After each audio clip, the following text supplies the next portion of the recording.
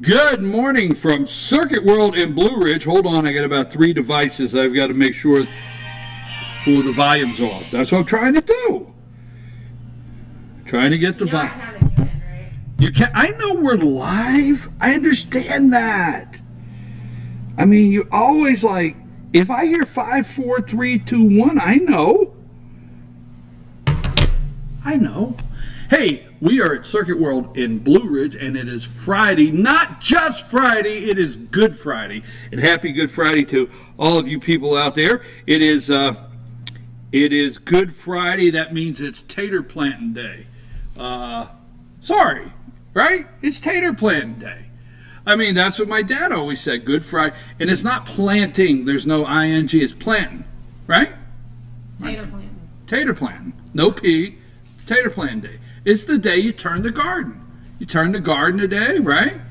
And you get the chicken manure, or whatever you want to call it. And you can't breathe for a week because the chicken whatever is on the freshly turned ground of the garden. Yep. There you go. That's what today, right? JR, right? Where's JR? JR. Yeah. Really? You were sitting there all along? All along? along. Okay. Okay, I have made a commitment. I'm your host, BKP. I have made a commitment to be nice today. That's right. I got up this morning and I said, whoa, I don't have the soundboard. So I said, yeah, I get up early, so I shoot down to LJ, pick up the soundboard. Well, I have this nice hat that Rick, the All-Star Panel, okay, Rick sent me this nice hat, Keep America Great 2020 with the flag, and it says Donald Trump 2020. So I said, you know what? I want some stuff for the table, just like at the office. So I said, I want to get the hat. Rick will be here in a minute, and he'll like that I have the hat, and maybe he'll bring his hat, and we'll all wear our hats. Jane's not going to be here. She's in Plano, Texas, and visiting family for Easter weekend. So Jane won't be with us, but Rick and Bruce will be here. If they bring their hats, we'll all wear our hats. It's like opening day at the ballpark. We'll talk about that in a minute. And then I also wanted to get my FYN coffee cups. And I wanted to get a couple books that I want to talk about. And I did a little reading. I stayed there at the office a couple minutes, got some stuff together, and I walked out and forgot the soundboard. So, if you can hear me out there, either you're happy with Amanda or you're upset because you can hear me. But Amanda, on Worldwide TV, I want to say thank you, okay? Wow. Yeah, tell them what you were going to do all day. I'm going to be nice. You failed 3 minutes into it. What? You failed 3 minutes into it. I have JR to back me up on that. What? I am nice. And you weren't supposed to bring it up. I didn't bring anything up. I just said I forgot the soundboard. Amanda picked it up, and I'm going to be extra nice because I'm going to tell you something. Monday's April Fool's Day, right? Oh, you don't even know. Is your mic live? Yes. Oh, it's live. Monday's April Fool's Day. You don't even know. I stayed up until midnight last night conjuring up April Fool's Day jokes. For me? For you. You can't fire me. I can't fire you? You can't. Right now, so you put me right now. No. Mm-mm. You'll have to on live TV, you cannot you'll fire have me. to You tune have to in. agree on live TV. Huh? You cannot fire me. All right, live TV. Okay, April Fools. Oh, okay. Monday, I will tell you the story of the worst but best April Fool's prank that was ever pulled on me. That's Monday on our show, April Fools. And so here's what I decided this morning. We have Ask the Doc. Dr. William Whaley will be with us at 8:15. And Bruce and Rick will be here for our All-Star Panel because of the Good Friday holiday weekend, Easter. We're not able to have a Pet of the Week, but at the end of the show, we're going to highlight the Humane Society of Blue Ridge, so you don't want to leave us when that takes place. And I decided this morning I'm gonna tone back. Now, when the All-Star Political Panel gets here, we'll discuss some things. But I said it's Good Friday. I'm going to tone some things down. I'm going to relax a little bit today. I'm going to enjoy today because it's fun. Now, it's Good Friday, and yesterday was opening day for the Braves, right? Yes, sir. Opening day at the ballpark. Now, there's this young man in LJ that he posted last night, and it made me feel really good because I love opening day at the park. And I'm going to say this young man's about 26, and a young man in LJ posted on Facebook yesterday a picture from, is it SunTrust Stadium? Yeah. Okay, I don't know. All right, down there where the Braves play.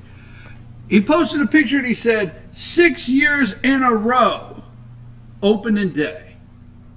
And I thought, I like that. I like that. 6 years in a row, opening day. You know, this is one of those times where I admit I'm not exactly from here, okay? But when I was, let's just say 18, back a couple years ago, every opening day at Yankee Stadium we did not miss. I think I have about 8 years in a row that we did not miss opening day. And my brother, myself, my cousin Cliff, and Tony. Boy, there's some stories I could tell one day, okay? But the four of us, we work on construction. You know, we work construction, and I'm about, 23. And, and my dad said, hey, we have to get this project done today. It has to be done today. There's a deadline. So we're there about 10 o'clock in the morning, and we're working, and my cousin Cliff looked over and he said, it's opening day. I mean, we're on a construction site, right? It's opening day at Yankee Stadium. Yeah, but Cliff, Dad said, we've got to get this project done today. I'm about 24. It's got to be done. Jerry looked over and said, yeah, but it's opening day. That's my brother. I can use his name. Tony looked over and said, it's opening day. I said, well, you know what that means? Well, at that time, I actually wore what I call saddlebags. I wore a tool belt. Okay? I actually know what that is. It had a nail bag and a tools, all right? All four of us did the boom, dropped the tools right in the middle of the floor, got in the car, and left. We didn't care. We just left. Went to opening day at Yankee Stadium. I'll never forget, right? So we come back. So the whole way home we're praying nobody stole our tools. We're like, I hope nobody stole it. We didn't even clean up nothing. We just dropped the tool belts and walked out, got in the car, left for New York City. New York City, yes, New York City. And we went to the Bronx, and we went to Yankee Stadium, and went to opening day. And we're driving back. So we're driving back, and we said, man, pray the tools are still in the unit. So we come back, we go in the construction site, tools are there, we load up our tools. So we're driving home and say, well, we got to stop by the office. Well, Tony called my dad Top. He's Top, right? He said, oh, man, Top's going to kill us. Top's going to kill us. So I don't know. So we walk in, and we're all talking to each other. Who's going to talk first? Who's going to say something first? Because he's going to kill us. So we walk in, and there's all four of us there. We're just kids. He said, I told you guys, the project had to be done today. Do you realize there was a $64,000 check laying on the owner's desk of the project that I had to go pick up? And I told you it had to be done today. We needed that $64,000 for payroll this week. He said, but I knew when I told you that it was opening day. And I walked out with a fear knowing it was opening day at the ballpark. He said, and I actually went to the owners of the project. It said, could I please have the check? It won't be done today. It's opening day, and there's no amount of money going to stop those boys from going to Yankee Stadium on opening day. And the guy gave me the check. I like that story. Yeah, that was a good story. Yeah. So I love opening day at the ballpark, and every time I see somebody post opening day at the ballpark, I just really enjoy it. And I will say this jokingly, yes, it's tater planting day. That's what Dad always said. Good Friday was tater planting day. And you turn the garden and you put the chicken manure out. But I decided we will talk politics today. Yes, I know I can't get it out of my system. I will talk it with the All-Star panel. Georgia legislative session ended last night at midnight. It's over, 2018. Now it's time to campaign. It's time for all those candidates that are running for governor, lieutenant governor, secretary of state to come out and tell you what all they promised you that the legislative session completed or they didn't complete and they're upset about. It's all ready to happen now. Get ready for your TV, your internet, your billboards. Boom, politics is on, full steam. But you know, I wanted to talk about something. There's a couple things I wanted to talk about. It is Good Friday, okay? And you know, last week was Palm Sunday, and I never used this show as I don't say never, because that means I wouldn't do it today, but I usually don't use this show as a religious platform in any way whatsoever, because that's not exactly what we do. But there are a couple times, and that would be Easter, and that would be Christmas. There's 2 times to where I do come on and not use the show, but share myself with you and what I believe in. Last week was Palm Sunday, and I know Jesus rode in on the back of a donkey on Palm Sunday. And I know that's what we consider it, Palm Sunday. And today is the day where it is finished. It's Good Friday. Christ hangs on the cross, and he looks down and he says, it's finished. It's done. It's over. But without Sunday, you see, it's Friday, but Sunday's a coming. You see, Friday, but Sunday's coming. You see, today is about forgiveness. Today is about the day that he hung his head and said, it's over. It's finished. It's done.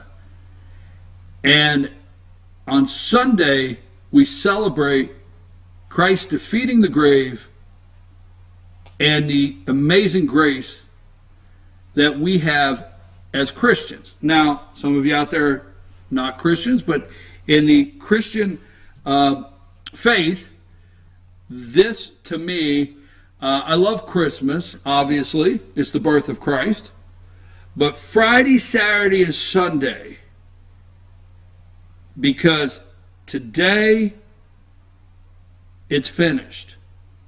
Sunday, it's complete. And I just want to say that. I hope you and your family are doing well. Easter Sunday, I love an Easter egg hunt. I love to see the Easter dresses of the little young ladies and the nice little young men with their bow ties, where your mom's found you a bow tie down at the store, and I like to see all the Easter colors, and I enjoy all of that.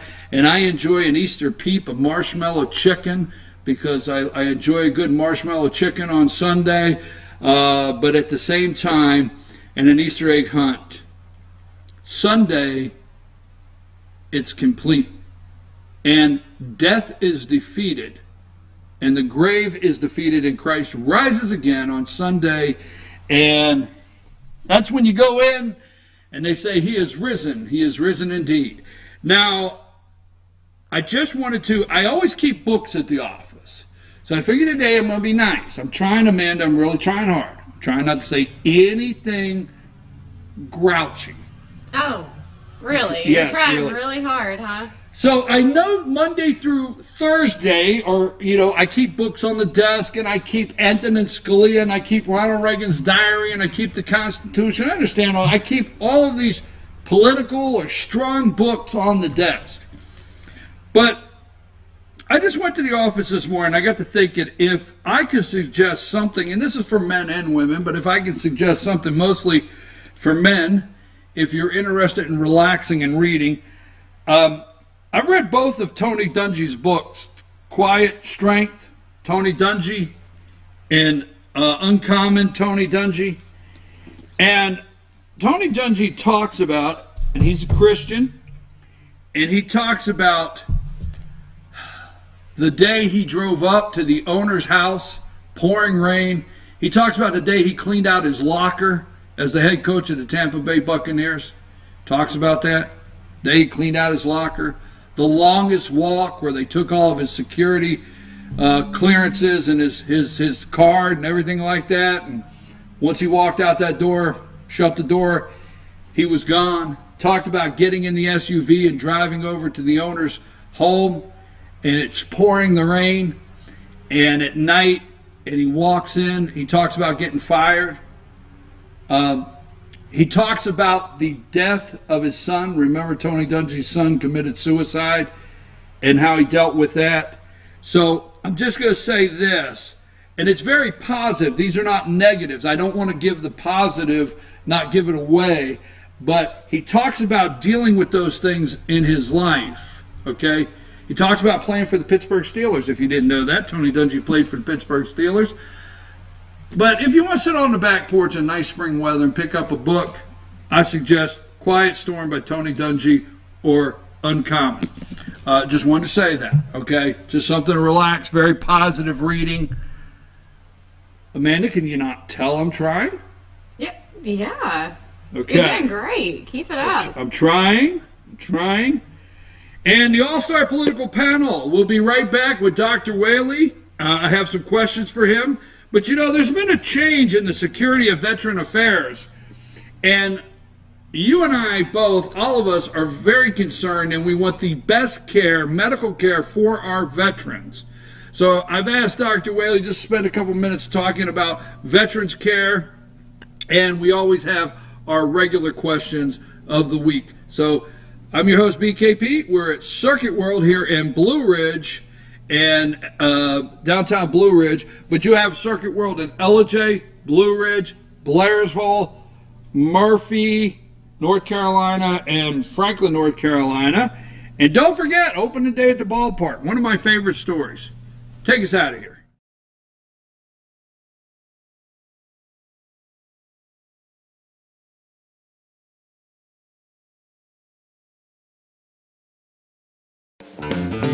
Ace is your helpful place for paint and home goods, tools, outdoor living, and lawn equipment. But did you know Ace Hardware of Blue Ridge is a little bit more? We have hunting rifles and accessories for your next hunting trip. We have Amish furniture imported directly from Ohio. And we have Ace Custom Woodworks for all your custom wood project needs, from cabinets to artwork. Ace Hardware of Blue Ridge. We have your new house in stock. North Georgia Diamond is your source for diamonds. Come on in to view the area's largest selection of fine jewelry at North Georgia Diamond. All repairs and designs are done on site by our jewelers. And North Georgia Diamond has the lowest prices on loose diamonds. You can also sell your gold, silver, and coins at North Georgia Diamond between Walmart and Lowe's in East Ellijay. Locally owned by Bill and Allison Craig, North Georgia Diamond is your source for diamonds in North Georgia.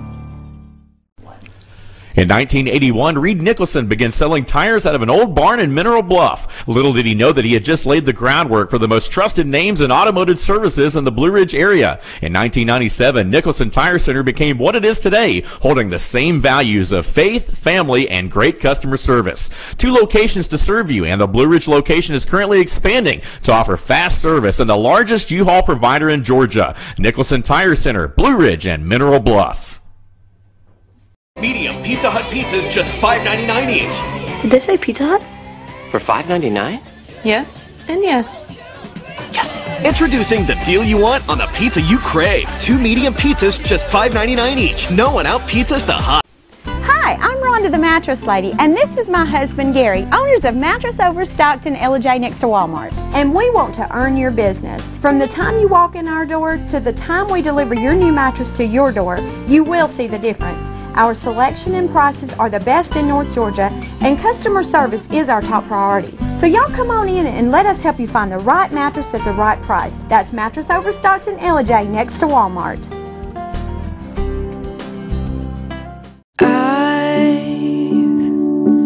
Had the time of my life. I never felt like this before. I swear it's the truth, and I owe it all to you. I'll tell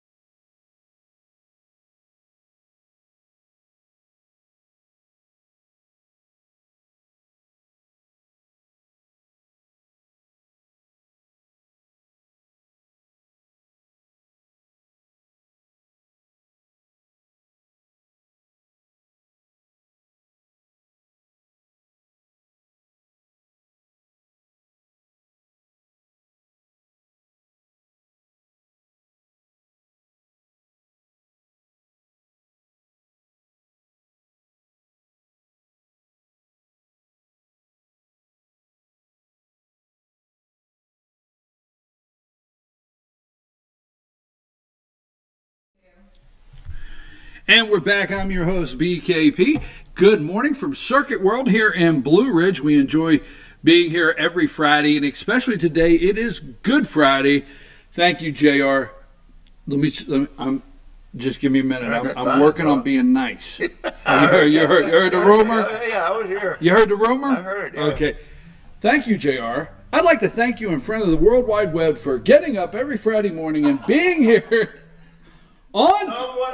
somewhat on time and letting me in early when you don't have to. Thank you. Whew. That was rough, wasn't it? Yeah, serenity now. It's he might need some of those essential oils we're going to talk about a little later here. It's time for Ask the Doc with Dr. William Whaley with thank the Georgia Cancer Specialist affiliated with Northside Hospital for this segment. Dr. Whaley, how are you today? I'm great. Our lovely member of our All-Star panel is already on the airplane. Already on the airplane this morning, and you're leaving this afternoon? As soon as I get done, I'm heading to Atlanta and going to Morocco. Morocco? Yeah. Never been. You've never been to Morocco? No. I'm kind of caught off guard on that because on World Travels, that's it's on my bucket list, and my granddaughter, who's a freshman in college, wants to go to Morocco for her spring break, so Granddaddy's going with her and her mama and another one of my daughters. So it's going to be 2 daughters and a granddaughter, and I'm going to be the thorn among the roses. So anyway. Okay. Are we ready? We're ready. I wanted to say, I like how you started with the Good Friday and He is risen indeed, because I don't hear much about this anymore. I can imagine it was a big holiday. Jane does not like the Easter Bunny or she doesn't like Santa Claus, and she doesn't like anything that takes the Christ out of Christmas or the death and the resurrection out of Easter and turns it into an egg roll. But I wanted to say one other thing. You talked about the legislature ending last night. I think we ought to say to the world, a great man went to the grave on Sunday and had 3 funerals. I went to the first one on Tuesday, and that was Zell Miller. Zell's my friend and patient, friend for 40 years and patient for 30, and you need more people like Zell. I don't think any governor could have died and had 3 presidents come and eulogize him. And I went to the Tuesday the local mountain service for people in the mountains on Tuesday, and the people that were there were the kind of people that go to opening day. There were the people in the mountains and the regular Fannin County and Union County and Towns County and Cherokee County, North Carolina people that knew Zell and his wife for 80 years, and it was quite impressive. I will say that, and I think I've said before, Zell Miller was the most honest politician I've ever known, and that's why he wasn't a Democrat or a Republican. And you could not buy him a pack of gum.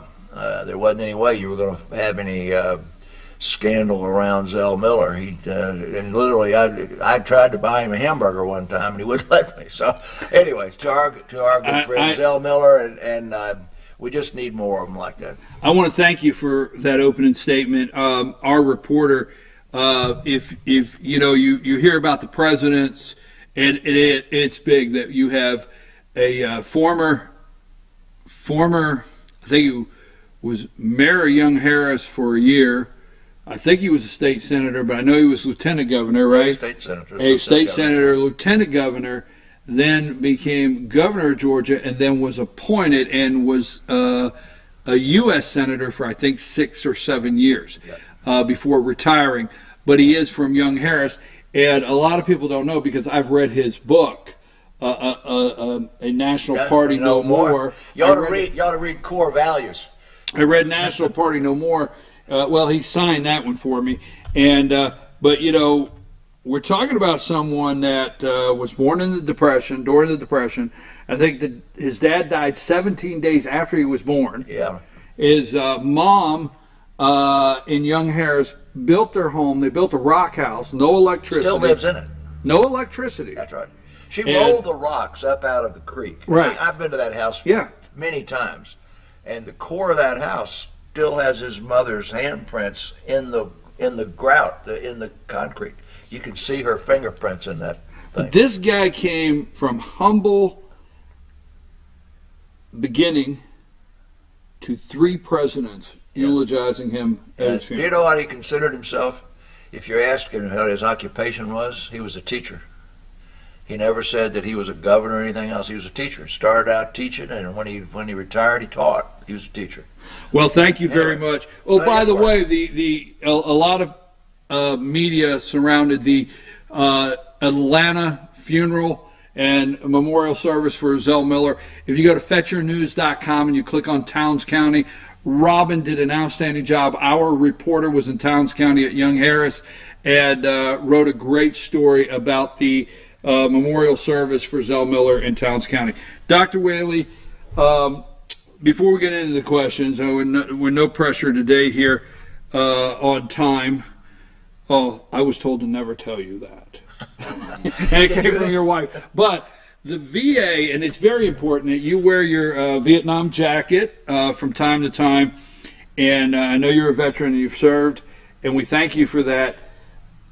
Let's clear some confusion up, because we've talked about this before on the show, but right now the media this week with Dr. David Shulkin being removed by President of the United States as the Secretary of Veterans Affairs to Rear Admiral Ronnie Jackson is now the head of Secretary of Veteran Affairs. But what we hear so much is privatizing the VA, and I don't think that's what Trump wants to do, but there is some care that could be privatized.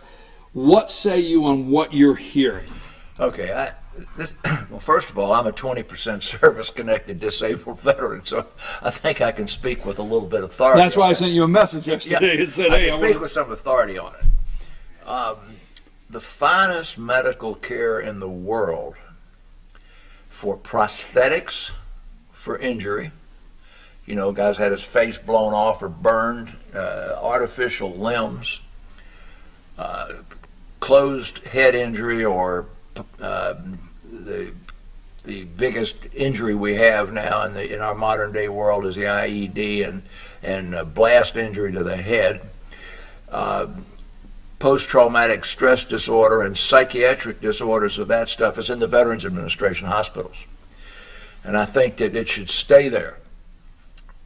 The infrastructure, I've got patients that live in Blue Ridge, where we live today, who have to drive to Atlanta, Asheville, Chattanooga, or occasionally Blairsville for treatment of non-service connected common things: blood pressure, cholesterol, cataracts, glasses, and all that sort of stuff. I really think that the most efficient use of medical resources would be for those common.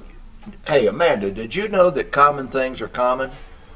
Yes. That's one of the world's greatest truisms. Common things are common. And common things that are garden variety medical illnesses that the veterans are getting paid for by the VA. There's not a reason in the world why a guy has to drive from Atlanta to Decatur to get his blood pressure medicines refilled or to get his blood pressure taken or monitored. And I really believe that the part about privatization is to allow in the community that common stuff to be cared for. The guy I've got 2 patients up here who are good examples. One of them was shot in the Battle of Da Nang in the anterior abdomen. It blew out his hip and his iliac bone. He spent 2.5 years in the hospital and had 35 operations. He has specialized needs that the veterans really can care well for. I mean, perfect for. Second guy had also in Vietnam, was on aircraft carrier deck, and the arresting wire broke, and the wire came across and hit him in both of his legs and smashed both of his legs from here to here. Those type of orthopedic and kind of injuries, those guys need to go to the VA. One thing I think that's inefficient is, why does that guy have to go back to the VA once every 12 or 24 months to recertify that he's disabled? I mean, if he's been blown up and he's disabled now, he's going to be disabled next year. So there's a lot of bureaucracy that can be moved. I really have nothing to say about the past, about skulking or whatever, but he was skulking around when he took those tickets from the Wimbledon, and I think getting rid of him was a political move. You said you called Jackson an admiral. He's a doctor first. Okay. Yeah, he's a doctor first. All right. Oh, okay. Hey, listen. No disrespect. No, I don't want him. I want to disrespect. He's Rear Admiral Ronnie Jackson, but correctly, he is a doctor. Yes, sir. Yeah, okay. All right. Well, now to be the head of the VA, I have a very close friend who was chairman of medicine at Emory, who was the head of the VA under Nixon. And it's a nasty job. I mean, there's no fun in that. Is it not the second largest agency in Washington? Yeah, but there's nobody that likes you. I mean, this poor guy was there for. We called him Cruncher. His name was Crutcher, Dr. Crutcher. He crunched on interns and residents. Well, we called him Cruncher. But anyway, Crutcher was up there for 2.5 or 3 years, and when Nixon went out, he went out. But he said that it was the hardest thing that he ever did. There wasn't any, there was, a lot of glory to it to get to ride around in a limousine. It was the hardest job he ever had. So I wish the Admiral well, and I think it's entirely reasonable for there to you've got so many nurse practitioners in Dr. Tidman's office that can take care of every blood pressure need and blood sugar change and prescription refill and everything else for the common things of the veteran. There's no reason for him to go outside of the care system for it and drive anywhere and have a bunch of bureaucracy and wait for an appointment. And the guy who had half his face blown off and needs to have prosthetics, he needs to be at Walter Reed, and he needs to be having the expert things done. So I don't think you get rid of the veterans' care for the specialty things they can do the most for, but you try to get that poor guy who lives 150 miles from the VA in Atlanta not to have to drive round trip every 3 months just to get his blood pressure checked. So we have talked about that before, and you've said the same thing, but this week it's a target of conversation. It's a specific subject, and I just thought it would be best because we keep hearing the other media with privatize. So what you're saying is military combat related healthcare needs. Yeah, really serious stuff. Right. Serious stuff. Needs to stay in there because that's they're the best Walter Reed. Yeah, they're the best at it. They're the best at it. But a veteran that we should be showing our appreciation for getting a checkup for blood pressure. Right. They should be able to have a local doctor. Go around the corner. Okay, thank you. I appreciate that. I just wanted to do it again because we're hearing about it. Now, we have a couple viewer questions, and we're going to try to get them all answered in the time we have left. But we're going to start with this one here. And how can I, a lady in her early 60s, really kickstart her metabolism? All right, I think the question is a really... I didn't write the question. No, I know you didn't. These are, sometimes we got stuffed questions. These are actually viewer questions. It's a really good question. People, there are people of various ages in here, and Amanda is a young woman, and her metabolic rate is 10 calories per pound of body weight per 24 hours. So if she weighs 120 pounds, she needs 1,200 calories per day in her diet. And then, depending on how active she is, if she's as active as she is behind that computer, she can add no more than 20 to 25% for daily activity, which gets her to 1,400 calories per day.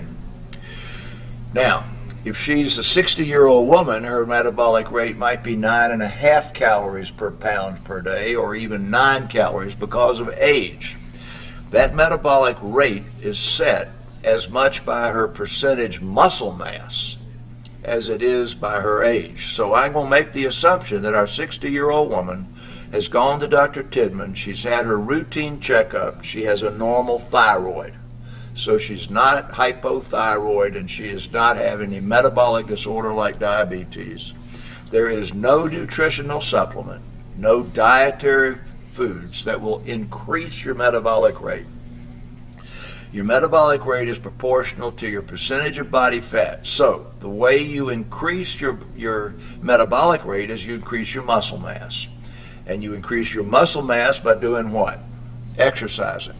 If you get 30 minutes per day of aerobic type exercise, that's the walk, and you get 30 minutes per day of what medical experts call strength training. Now you think when you say strength training, that means going over here to the ladies club and lifting weights, which actually is the best.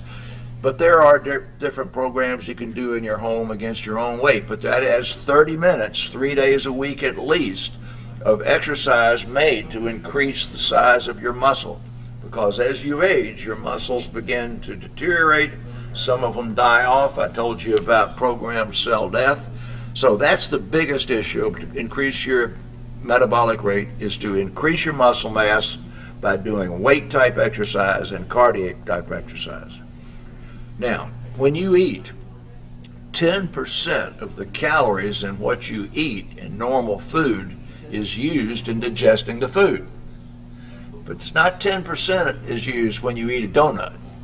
So if the higher the fiber in the food, if you're getting your carbohydrates from potatoes and carrots and not from cakes, cookies, and ice cream, and protein, when you eat real protein like fish, chicken, and meat, you're using up 10 or 15% of the calories in that food just to digest it. So one would be cardiac exercise, which burns up. If you walk a mile, you burn up 100 calories per mile of walking. If you weigh an average of 150 pounds. So walking does it, lifting weights does it. The composition of your diet, so that you're going back to that diet that's got a lot of fiber and protein in it and not a lot of refreshed carbohydrates. And there is no metabolic jump starter in terms of over-the-counter type herbs and things that it does not have hazard. My tab with a little caffeine in it, your cup of coffee raises your metabolic rate for a little while. Lastly, when you exercise, you are obviously, for example, if you walk and you're sweating, that sweat is because you've raised your body temperature and you're burning up calories. That increases your metabolic rate. When you stop exercising and come in here, like the all-star panel who's sitting over there, they're not sweating. But if they had walked in here, their metabolic rate will stay up for the next 3 or 4 hours. So that answers your 60-year-old woman's question.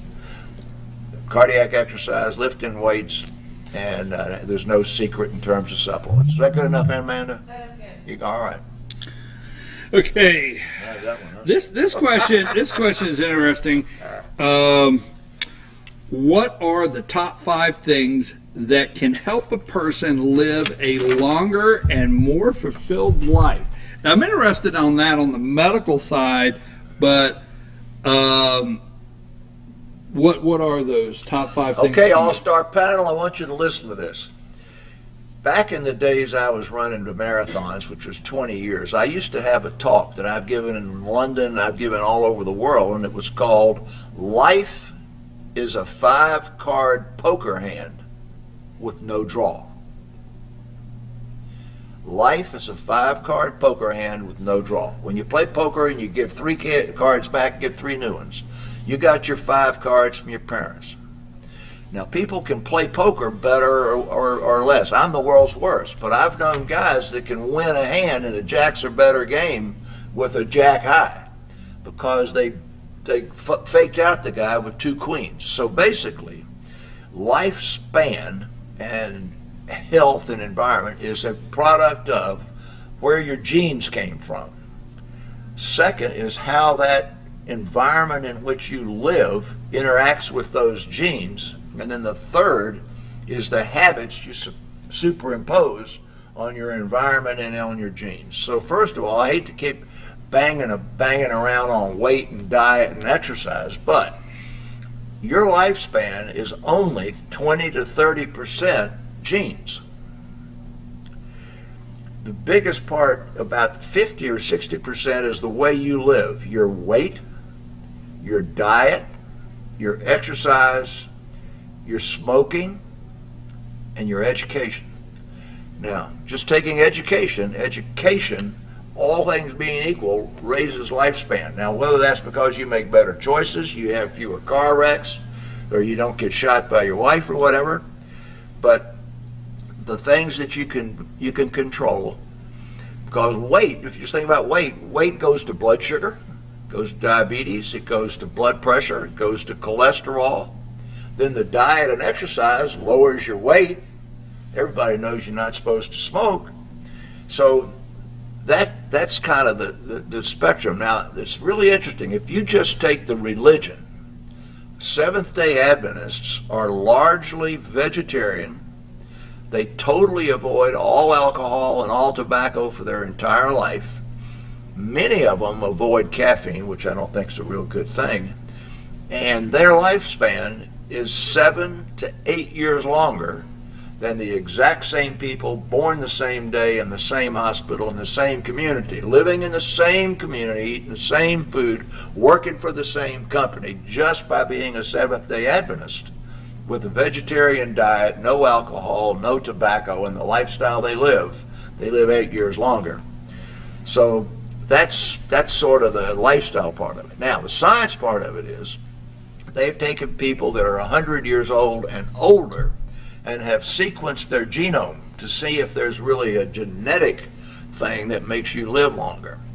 And by sequencing that genome, they have found that 1 in 15 people have specific genomic characteristics that are associated with living greater than 100 years. And you can subtract that good gene by a bad diet, environment, and lifestyle, or you can enhance that gene, and the people that lived to 112 and 115 years old, of which are only 1 in a million, are the ones that had the good genome and then did everything right. Is that enough? That's enough. Is that enough, Amanda? That's great. Okay. I don't want to say in the interest of time, because I'm not rushing this, but the All-Star panel is standing over there, and they're like, hey, we got to get on here in a minute. But we have to. You want to go to oils, or do you want to go to GMO food? No, I don't. Let's go to GMO food. All right, go ahead. All right. Are there any medical studies that show the GMO food that GMO food we eat today has increased people's allergeticness to foods? For example, the cases of people's allergies to peanuts and the way more prominent now than it used to be before our foods were modified and grown better, faster, stronger. So what say you? They mixed up a couple of things there that are popularly mixed up. First thing is GMO foods, everything that you eat that's natural and everything else is genetically modified. The best book in the world that people ought to read, it's ponderous, is called Germs, Germs, Drugs, and Steel. And it is about the evolution of civilization from the Fertile Triangle and what made the European different from the African in terms of how they turned out. And the way that the people began in the Fertile Crescent was when they had grass with a little bead on the end of it and they could pick it and eat it, they picked the bigger ones and saved the seeds and put them in the ground the next year, and they grew up. Well, that's exactly where all of our wheat and corn and everything has come from. So they picked the strongest survivor from this year's crop for next year's crop. That is nothing more than supervising survival of the fittest. Now we're back to Darwin. There is a genetic mutation in a human being once every 20 generations. Now, is that genetic mutation going to be beneficial and make you live longer, or make you a little taller, then you do better when you try and fight the elephants and stuff? Well, that's what genetic modification is in its natural environment. What GMO today is labeled for is that science has learned how to speed up the evolutionary process. Let's just take, for example, a pink grapefruit. A pink grapefruit came from a tree that had a natural mutation. Let's go back and think about how big our tomatoes were 25 years ago. We never had a tomato any bigger than that. It went rotten in a day or two after you bought it and put it in the refrigerator. every potato that you bought got a big old black spot on it from where it hit when you brought it into the house. So what the part of the GMO is that the people in the business of growing tomatoes can cross this tomato with that tomato, make it bigger and make it last longer, cross this Idaho potato with that Idaho potato and make you one that doesn't bruise. All of that genetic modification is simply natural selection, well done, and there's not anything harmful about that food. It doesn't in any way bother you. It's more resistant to insecticides. It's got better vitamins in it. Some of the always Norwegians or Swiss, but Swedes, but Norwegians or Swedes have created or crossed beef so that it's got more omega-3 fatty acids and CoQ10 in it that we tell you to go buy down at the grocery store and take. So that's the part that's just natural selection. Now we go to that peanut allergy. Where that peanut allergy thing came from is there's the ability, when you take a long genetic string, to slice out a little piece of that gene and insert it into another product, and that was done in other countries, and they took the gene out of various nuts, I think Brazil nuts and stuff, and then they inserted it into, I've forgotten whether it was salmon or whatever to make them good, but people that might have a nut allergy would have had an adverse effect from eating a piece of salmon that the nut allergy came from. Well, those products have never appeared in the market. They've never gotten in the United States because our FDA is all over that stuff like a dirty shirt. So although that question mentions the nut allergy, and that whoever came up with that question has heard about that little slice of that Brazil nut. So basically at the end of the day, well, let's go to salmon. My wife is bad about the salmon. Oh, I get it's 5 times more expensive, that salmon she buys over here. The genetically modified salmon grows fatter faster, and it is farmed, and everybody knows their shrimp's farmed and their salmon's farmed, and it's if the farming conditions are good, meaning they got it out in the open water instead of in a big old pond somewhere, then that farmed salmon, which matures much faster and gets much bigger, is perfectly healthy and doesn't hurt you a bit. There. Okay, let's not leave this question off. I know it's 8:50. Do essential oils actually have medical benefits like stopping a headache, calming, etc.? All right, I'm going to give you the real short answer is there's some really harmful things about essential oils. Some of them, if you put them on your skin, can make it can blister. Some of them can make you increasingly sensitive to the sun and you blister when you go outdoors. But essential oils are what's in perfume. So when a woman puts on perfume, that thing came from a plant. Lavender oil, it takes 200 pounds of lavender leaves to make 1 pound of lavender oil. And essential oil, when you smell it, that's an essential oil. And there have been lots of experiments with essential oils that you try to accomplish a blinded trial. One of them is to decrease agitation in Alzheimer's patients. The second is to increase cognitive function in Alzheimer's patients. Well, that's really kind of hard to do. But basically, at the end of the day, if a lavender smell, you like it, and it helps you go to sleep, then it indeed does help calm you and help sleep. Well, there's some people that find lavender oil unpleasant, so that it wouldn't work. So all of the experimental trials that have been done trying to show that they really do calm you, none of them relieve a headache, by the way, but mostly what they're said to do is enhance sleep, calm you down. And so if you're going to calm people down, who are you going to measure it against? People who are not calmed down. And then so where do you get those patients? You get them in nursing homes where they got a bunch of Alzheimer's patients. And there it's very difficult to do the experiment. You've got to have a tremendous number of people to do it. And then it's hard to know whether it was the essential oil or something else that made the small differences in behavior. So really, it's a matter of personal preference. If you like the way the essential oil works for you and you like it, you're not going to harm yourself with it. But you have to be very careful about the ones you're going to rub on your body. And you got to remember that there is no science of experimental sort that can be quoted to tell you that it is or is not effective. But there's not any science beyond that part about the blistering or high concentration making you ill, and you're not going to recognize that right away, that said it harms you in any way. So if you like the lavender oil to help you sleep, go use it. Thank you, Dr. Whaley. And we know Dr. Whaley has to get to the airport on your way to Morocco. Morocco. So what does that mean next Friday?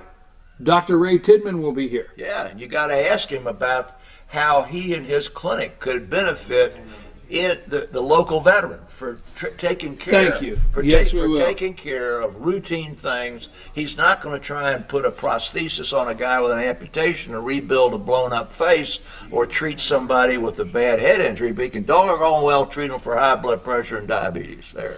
Thank you, Dr. Whaley. You enjoy your holiday, Easter weekend, and spring break. Dr. Whaley going on spring break with his granddaughter to Morocco. I'm your host, BKP. We are at Circuit World here in Blue Ridge. Next up is the All-Star Panel, and we want to thank Georgia Cancer Specialists affiliated with Northside Hospital for this segment, and you can always find it on our YouTube channel, FYN TV, Fetch Your News YouTube channel, and share this great information with your friends. And we'll see you when you get back, and next week we'll be ready for Dr. Tidman. All right, take care. Take us a break.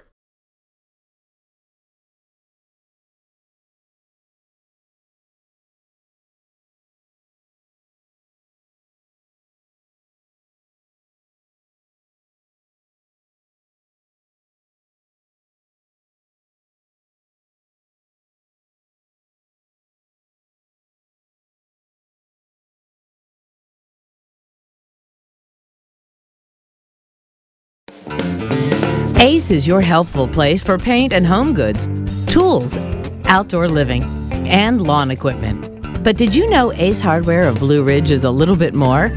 We have hunting rifles and accessories for your next hunting trip. We have Amish furniture imported directly from Ohio.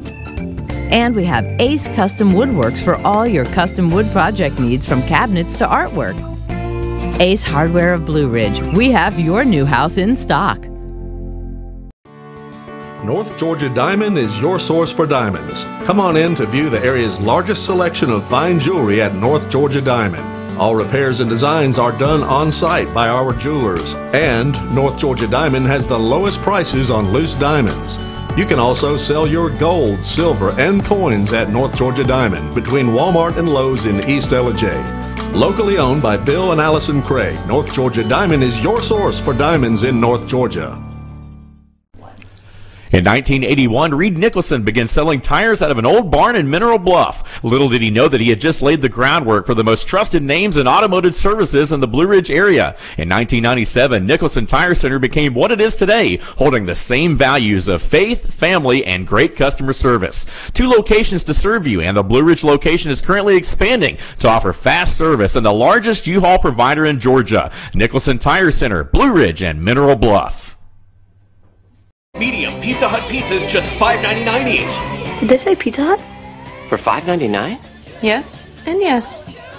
Yes! Introducing the deal you want on the pizza you crave. 2 medium pizzas, just $5.99 each. No one out pizzas the hot. Hi, I'm Rhonda the Mattress Lady, and this is my husband Gary, owners of Mattress Overstocked in Ellijay next to Walmart. And we want to earn your business. From the time you walk in our door to the time we deliver your new mattress to your door, you will see the difference. Our selection and prices are the best in North Georgia, and customer service is our top priority. So y'all come on in and let us help you find the right mattress at the right price. That's Mattress Overstocked in Ellijay next to Walmart.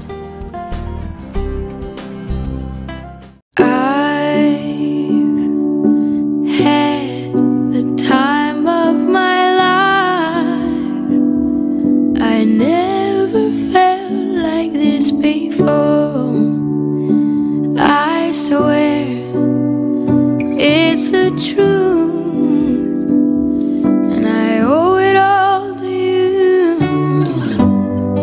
I'll tell you something.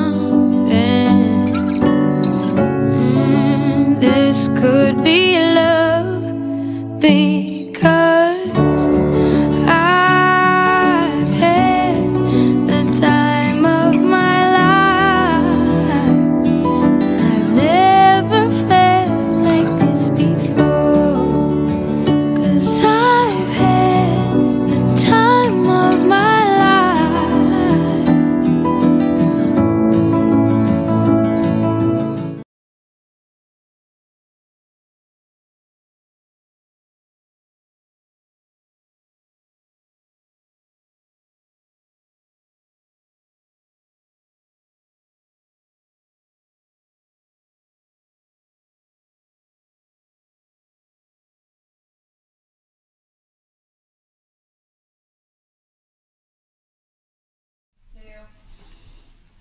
Hey, I'm your host, BKP. We're at Circuit World here in Blue Ridge. Don't forget, there's a Circuit World in Ellijay, Blue Ridge, Blairsville, Georgia, Murphy, North Carolina, and also Franklin, North Carolina. And it is Good Friday, and it's time for our All-Star panel. I'm here with Rick and Bruce. Jane is in Plano, Texas, enjoying the Easter weekend with her mother. And hey, guys. Plano or plain old? Plain old Texas. Plano. My brother lives in Plano, too. I like to say, yeah, Plano. Plano, right? There's an O. So she's there.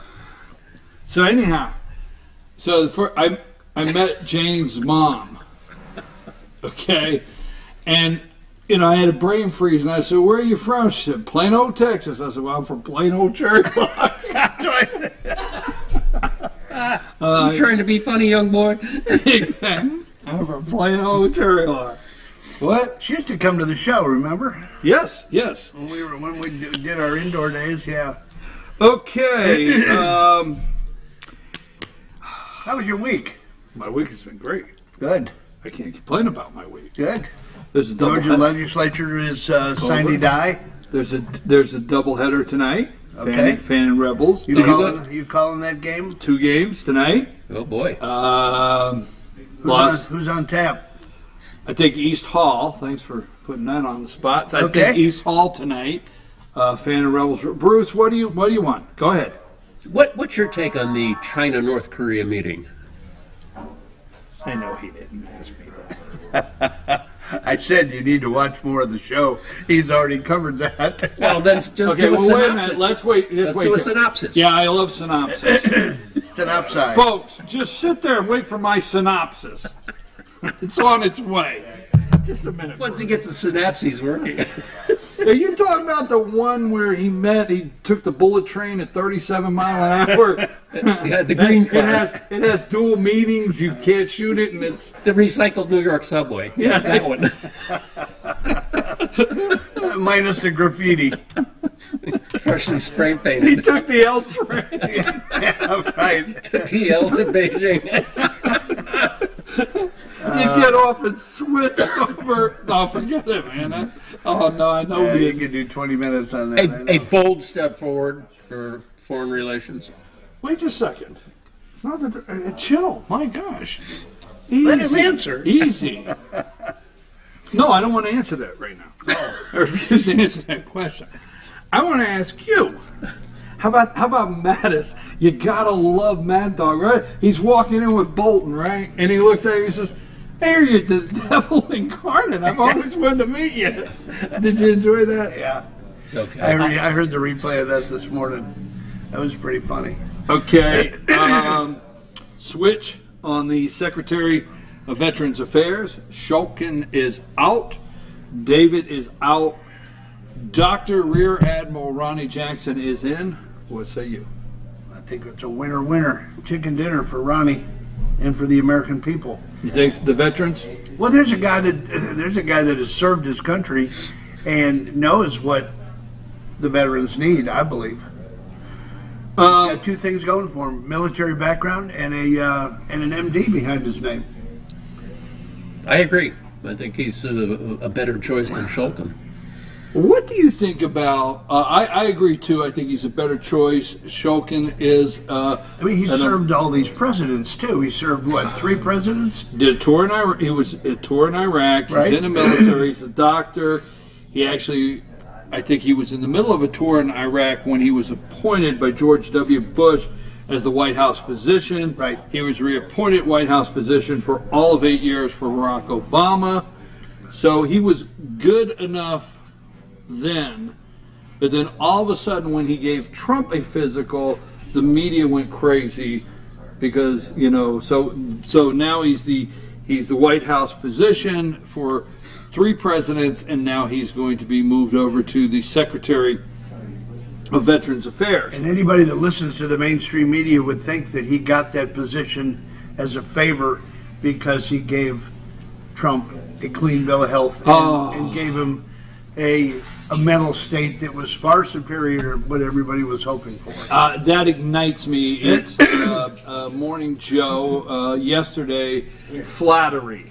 Trump's flattery got him the job. Really? Jeez, I don't think so. You know, here's the way they want to treat. He is down the hall from the president, and I love one of the things I really enjoy about this show is getting an opportunity to maybe share some things that people don't keep up with, and not a negative to the viewers, but people are rushing around in their lives. They got their families, they got their kids, they got things going on, they got school play, practice, Facebook to attend to. Yeah, Facebook to attend to. But the thing is, sometimes, but a lot of people, if you went out here and did a jaywalking, remember Jay Leno would do jaywalking, or you just do any of these, if you stood here and just said to people with a microphone, how often do you think the President of the United States sees a doctor? Oh, no, every 90 days? No, daily. Every day. Every day, the President of the United States sees a doctor. Period. Starts the day. The doctor is in the West Wing at all times. Medical doctor? Maybe a psychiatrist from time to time. Just asking. You want a synopsis? You want it now? You want your synopsis now, Bruce? Hit it with your best shot. Okay, but you understand what I'm saying? He's right there, and the medical doctor for you, Bruce, is right there daily. He's the President of the United States. I don't care if it's Democrat, Republican, who it is. A lot of people don't know that. So here's how the media wants to play it off, like the flattery, is Donald Trump's coming down. Now picture this coming down from the living quarters, which is, the best they could do, so he's staying there, him and Melania and the kid, Yeah. So he's at the living quarters, comes down the elevator, he gets off, he starts walking down the West Wing, and there's doorways. He looks in and he says, Ronnie, what are you doing this morning? You ever thought about running this agency? That's the way they act. It's like that's how it's happening. You know what I'm saying? Yeah. Because I tell you what, you're an okay guy. You're one of us. You're a good fella. You know? Ronnie, you want to run the VA? He's a good boy. Sure. I've been thinking about that. What's that New York, New Jersey thing? What is this? My wife and I were just talking last night. Yeah. The VA, the VA's open. Yeah, there's a shot. You're saying there's a chance. By the way, how you feeling today? By the way, how you feeling? How you doing? If he takes the job. Wait a minute. Dude, wait a minute. I'm gonna get out of the way, but if you watch, that's the impression you get of how things are handled, right? Mm-hmm. But it's not. All right, go ahead. How do you, or if he takes a job, how's my hat? Nice. I know, Bruce is talking. That was really rude. Go ahead, Bruce. Does that mean he can't give the president an exam next year? Well, And then we may have another one that may not see things the same way. His cognitive function may be off by then. Downhill. Deep state doctor. All right, let's move. Deep state doc. DSD. No, but I mean, that is, to me, that is so humorous of how they want to paint the VA.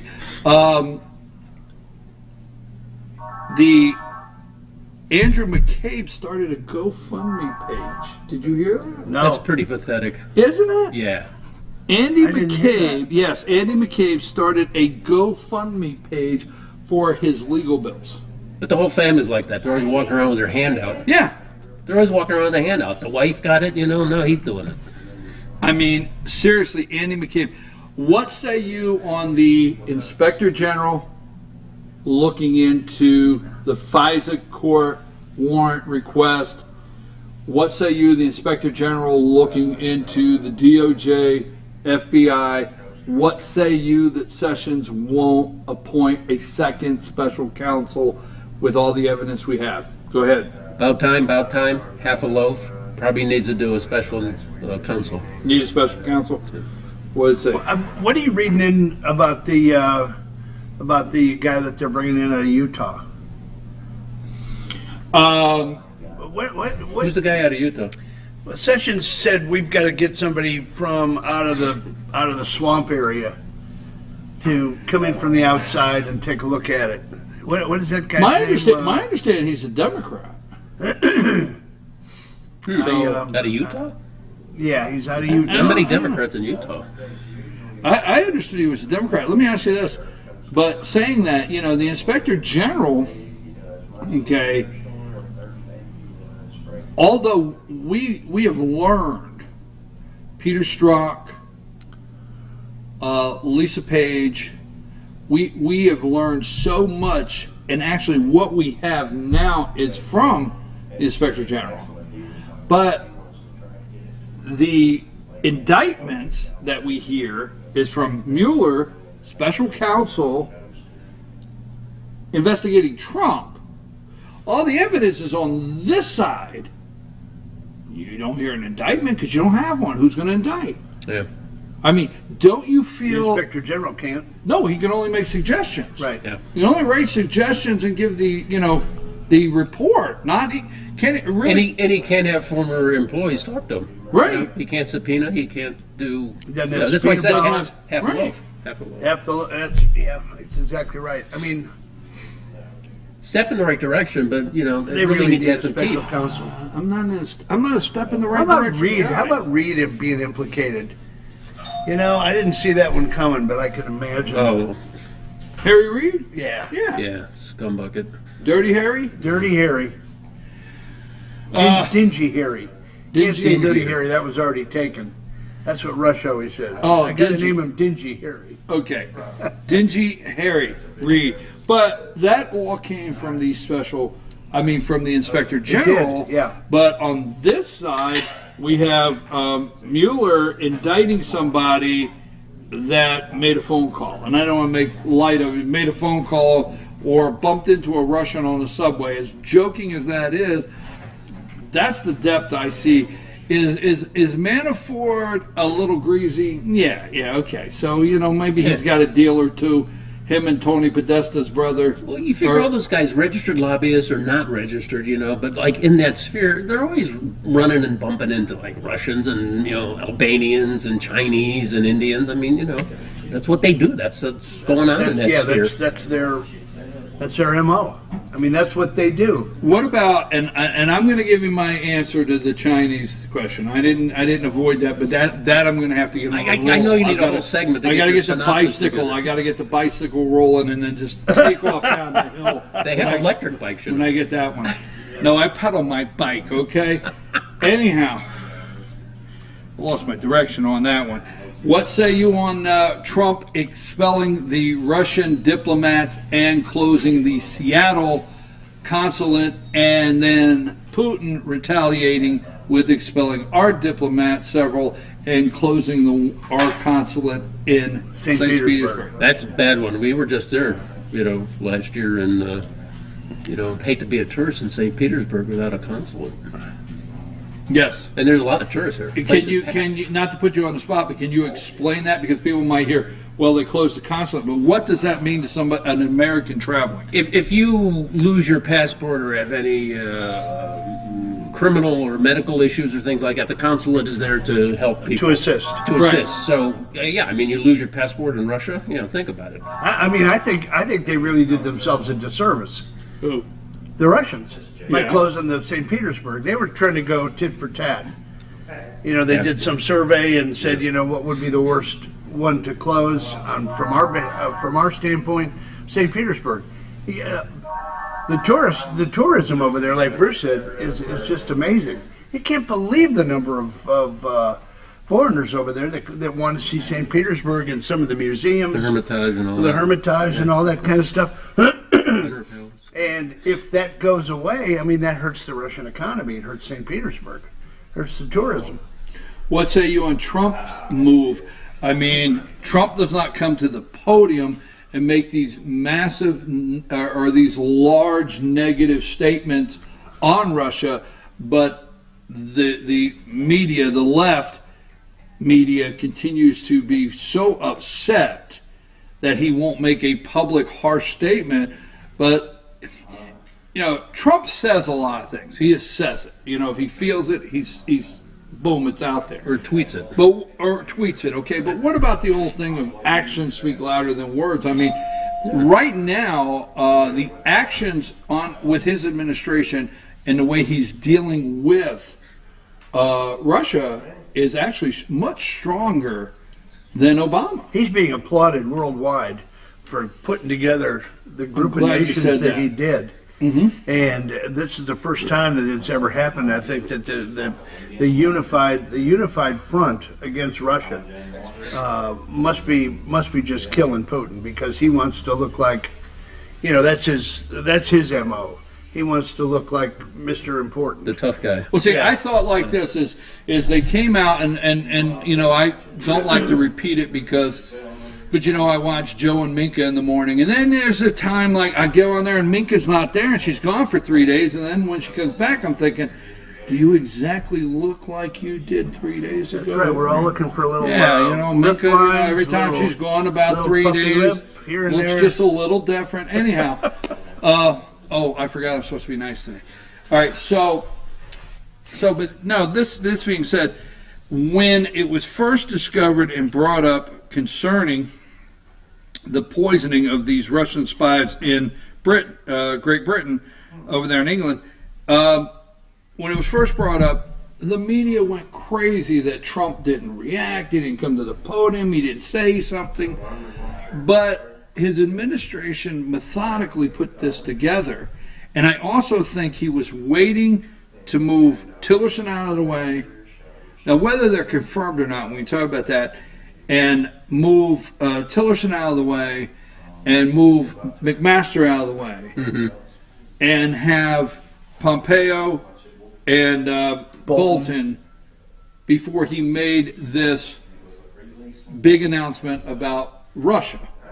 Well, I think back to Rick's point, I mean, do you think was coordinating with our friends and allies overseas? Absolutely. So but that's why to the point that don't run out and do this stuff. To the point that it did not get reported, because to the point where Theresa May, the Prime Minister, called him and thanked him, and also said something in the vein of, your actions proved. Reiterated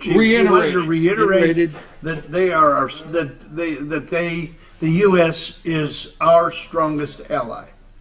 Yeah, in Fox Business News, they had the UK ambassador to the U.S. on. Yes. And they asked him, he said, you know, how is Trump, you know, being viewed over there? I mean, they think he's a clown? I mean, he goes, absolutely not. The people have a very good impression of Trump, the British people. Well, it's only the deep state here, and that's this country on the media, CNN and MSNBC and ABC and the failing New York Times and the Washington Post and so on and so forth. And BenzoClean. What's with you? BenzoClean? I just threw it out there. Is that his name? Benzo? Amazon? What's his name? Oh, Bezos. Jeff Bezos. Oh, I call him BenzoClean. BenzoClean. Anyhow. I'm talking about the guy who was running for, senator in Texas. Beto O'Rourke. Stay focused, Bruce. Bezos. Beto. All right. Let's go in. We're going to take a break, but before we do, let's talk about the war. Remember when he started as president, and I know this is like just recapping, and all of the media, how he has destroyed foreign relations everywhere, and our foreign policy would collapse because he didn't sign the Paris Agreement, and our foreign policy would collapse because he supported. He did not. Is it Article 5 of the United Nations? What is the article where one is attacked, all is attacked, and he didn't publicly say it, but you know what I'm talking about. Yeah. So that a TPP. He hurt blew up NAFTA. TPP He blew up NAFTA. He hurt our relations worldwide. The Paris Climate Agreement. Just on and on and on. After 8 years of Obama carefully rebuilding our image overseas, Right. he just trashed it. Doesn't seem to be playing out that way, does it? No, it does not. No, it does Peace not. through strength. Amazing concept. Okay, but what are, in some of the things we discussed, do you find any negatives? Because I'll tell you what, here's what gets me, is we pay attention. And be careful, just calm down. Not that you don't pay attention to some things, but some of you pay more attention to TMZ than you do anything else, okay? That's offensive. Was that offensive? That's offensive. Was it wrong? I do not. Was that wrong? Was that well? Amanda, that's why Amanda does a great job. I got to get you some yellow flags because I like that for him to see in the camera. I like for you to throw the flag, like no, here's 10 yards. Okay, Do a red Penalty. card. Do a yellow card. Yeah. Do it like European football. So somebody sent me a message and said, "What do you think about Trump?" Here's what they said. Exactly said, "I support Trump." And this was the message. I support Trump. And obviously on election day was our only choice. This made me a little nervous. Was our only choice, and I support Trump. But do you really think sometimes with the things he says, like wanting to fight Joe Biden and, wanting to fight Joe Biden and a couple other things, I think sometimes he should reel that in. The media clips those little things. I mean, should Trump had responded and said, "I would drop him hard, one punch, and Biden's down"?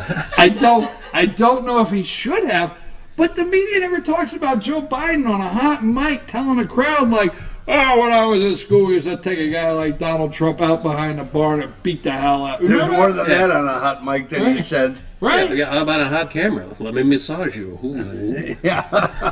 Okay. But they don't discuss that. But what gets me is now this individual. I know this individual.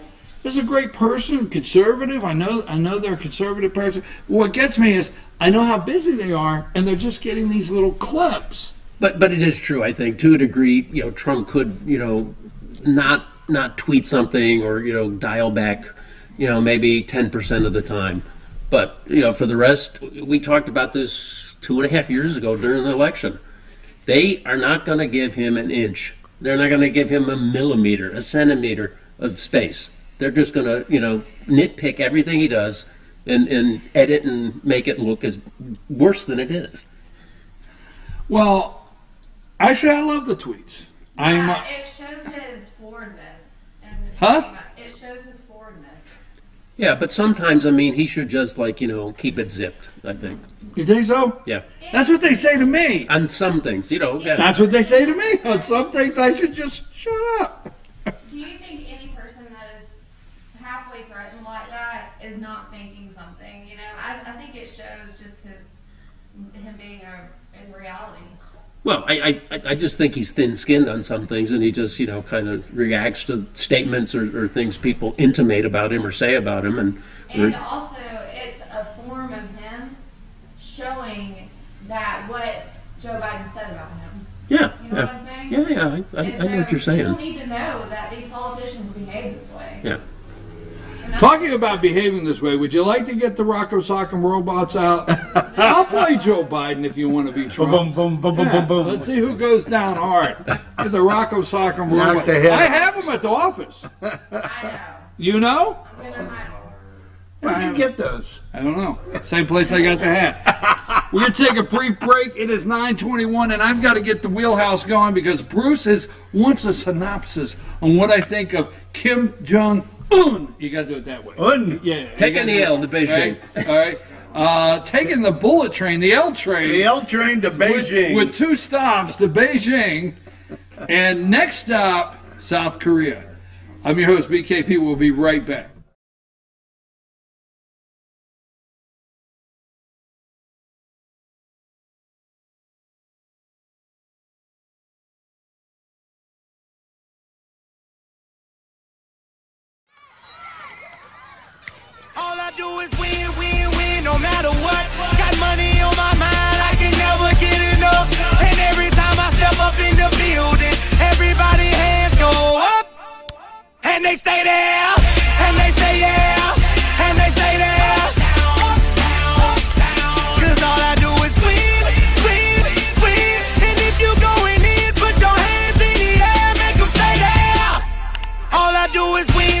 The Tupelo Tea mission is to provide over 80 premium tea blends for tea lovers who are looking for ways to explore new flavors and blends.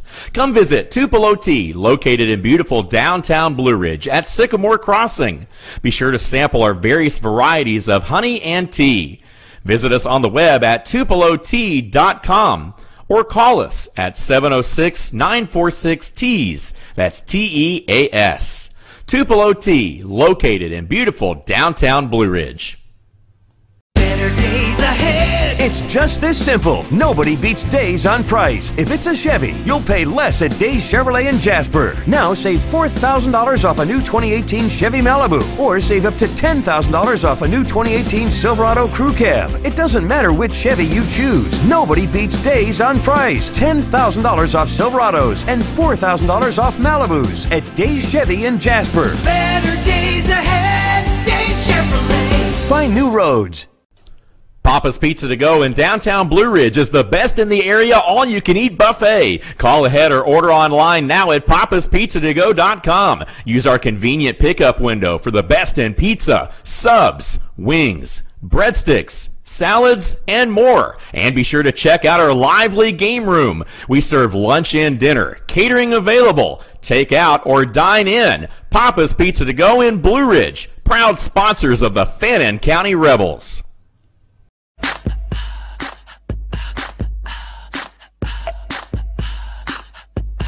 What you gonna do with all that junk?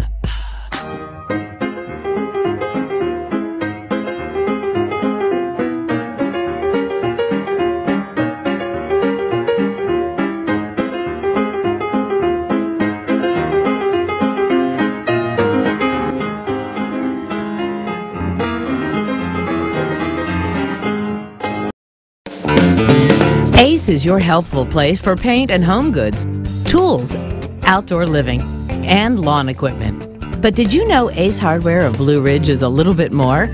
We have hunting rifles and accessories for your next hunting trip. We have Amish furniture imported directly from Ohio. And we have Ace Custom Woodworks for all your custom wood project needs, from cabinets to artwork. Ace Hardware of Blue Ridge. We have your new house in stock. North Georgia Diamond is your source for diamonds. Come on in to view the area's largest selection of fine jewelry at North Georgia Diamond. All repairs and designs are done on site by our jewelers. And North Georgia Diamond has the lowest prices on loose diamonds. You can also sell your gold, silver, and coins at North Georgia Diamond between Walmart and Lowe's in East Ellijay. Locally owned by Bill and Allison Craig, North Georgia Diamond is your source for diamonds in North Georgia. In 1981, Reed Nicholson began selling tires out of an old barn in Mineral Bluff. Little did he know that he had just laid the groundwork for the most trusted names in automotive services in the Blue Ridge area. In 1997, Nicholson Tire Center became what it is today, holding the same values of faith, family, and great customer service. 2 locations to serve you, and the Blue Ridge location is currently expanding to offer fast service and the largest U-Haul provider in Georgia. Nicholson Tire Center, Blue Ridge, and Mineral Bluff. Medium Pizza Hut pizzas just $5.99 each. Did they say Pizza Hut? For $5.99? Yes, and yes. Yes! Introducing the deal you want on the pizza you crave. 2 medium pizzas just $5.99 each. No one out pizzas the hot. Hi, I'm Rhonda the Mattress Lady, and this is my husband Gary, owners of Mattress Overstocked in Ellijay next to Walmart. And we want to earn your business. From the time you walk in our door to the time we deliver your new mattress to your door, you will see the difference. Our selection and prices are the best in North Georgia, and customer service is our top priority. So y'all come on in and let us help you find the right mattress at the right price. That's Mattress Overstocked in Ellijay next to Walmart.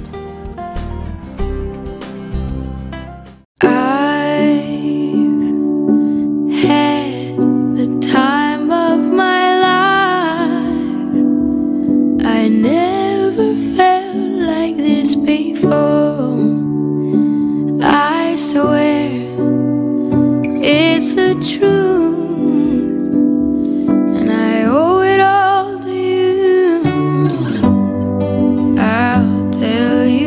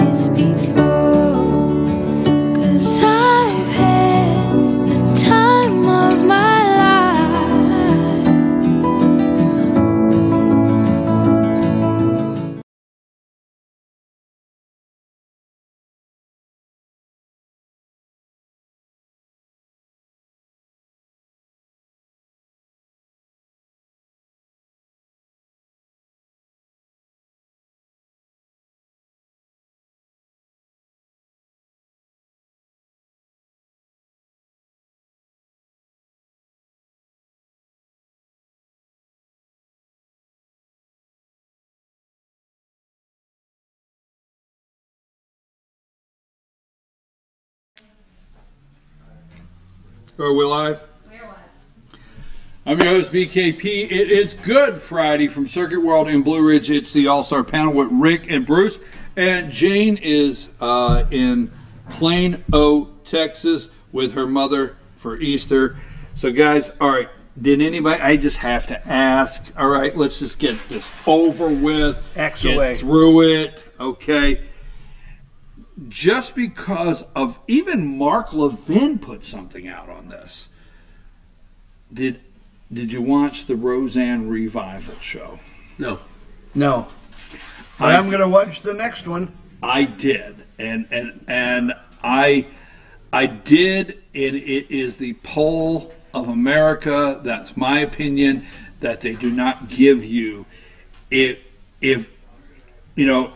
If Roseanne does not lose her mind again, I didn't know you could lose it twice, but she found it, all right. Now she right. gotta lose. If she does not lose her mind again, actually, she went to the roots, because I actually remember when she was on the comedian circuit.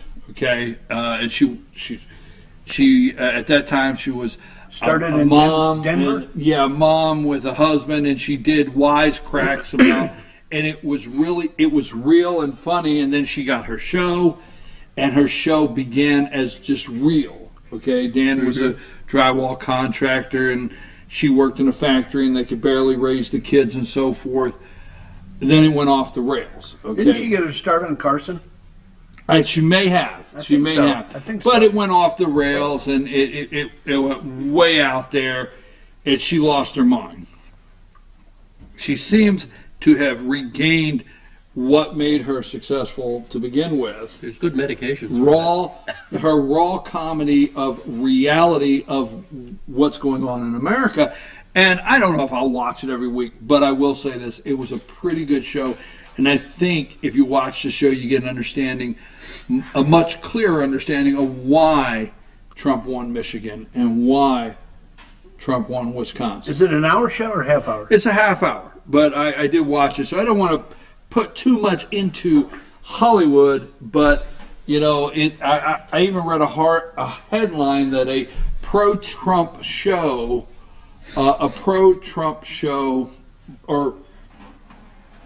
even has Hollywood rethinking their direction, which I don't believe it for a second. So, all right, that's one, Hollywood type story we'll do. Have any of you kept up with the storm warnings? Storm warnings. And if you keep it up with the stormy.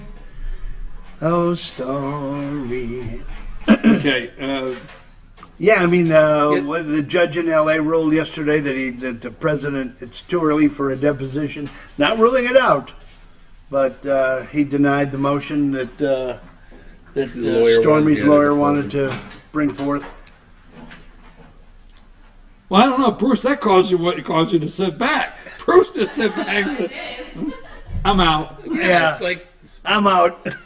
So what? I mean, want to talk Stormy? You're on your own, brother. The highest ratings for 60 Minutes in 10 years. I mean, they got a nice pop, but I mean, it was a nothing burger. Supposedly they had the disc.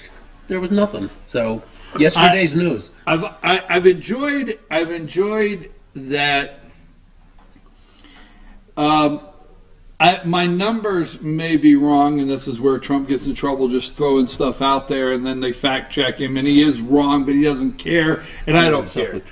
So my numbers may be wrong, but there's a thing going around social media that what was it? Bill Clinton paid Paula Jones $850,000 or something like that. Yes. Yeah. And Trump paid Stormy Daniels $130,000. So it continues to prove he's a better negotiator. That's good. Yeah, that's that Trump's a better negotiator. That's the art of the deal. And we need to talk about this before we climb in the rat. And we won't even put Paul and Stormy on the balance of history there. We'll just leave that alone. So I thought. Yeah. Boy, she's better looking too. Stormy. Stormy's better looking than Paula Jones. Oof. I don't know, folks. I've not really noticed. Huh? Good answer. So here's what He's his taking some of that money, that 850, and get that nose whacked. easy. That's not nice. That's not nice. Anyway, sorry. That was Sorry, bad. Paula. Sorry. Ladies out there, I do know we have. I want to apologize on behalf of them. So let's move along. So what I thought was interesting on the 60 Minutes interview is here is an openly gay man, okay, talking to a porn star about the morality of our president. Now, at least the taxpayers did not pay this bill because Monica and Bill were supposed to be working, so we paid, you know? Yes. We paid. To have the dress cleaned. And the oral examination. No, the dress never got cleaned, which in a historical point of view maybe is a good thing. Alrighty then. Yeah, it happened when he was in office. Right, Amanda, you're right. In the office, in our office. In our office. Yeah, figuratively and physically. And this took place with Stormy in 2006 or something like that, right? Yep. Yeah, roughly. Over a decade ago. Enough on the storm warning. Good. Moving right along. China. We're getting close. Getting on the bike. Okay, so Rocket Man has been a dictator for 11 years. Has never left. And I think there's so many significant things here that is happening that no one reports.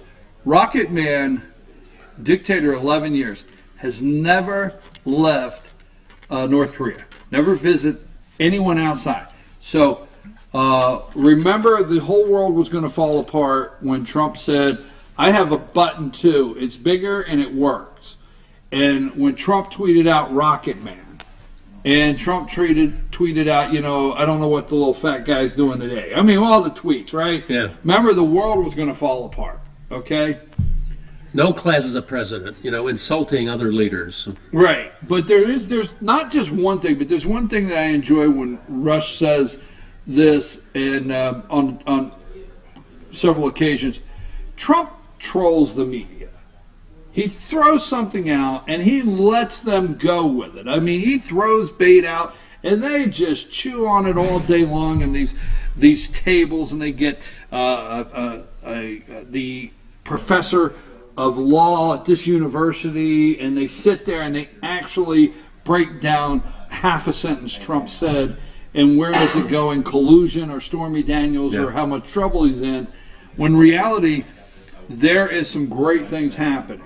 So when it comes to China, you have Little Kim visits China, first time in 11 years.